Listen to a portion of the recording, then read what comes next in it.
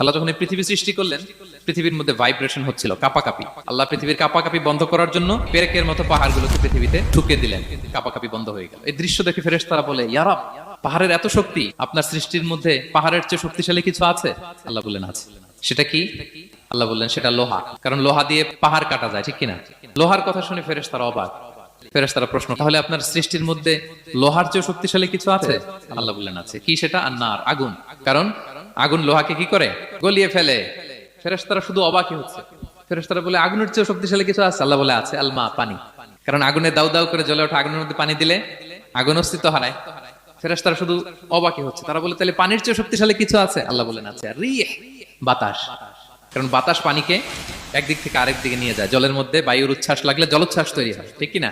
ফেরেশতারা আবার অবাক হয়ে বলে, তাহলে বাতাসের চেয়ে শক্তিশালী কিছু আছে? আল্লাহ বললেন আছে। সেটা কি? বলতেছে বনি আদম। ওই মানুষ শক্তিশালী যে গোপনে দান করে।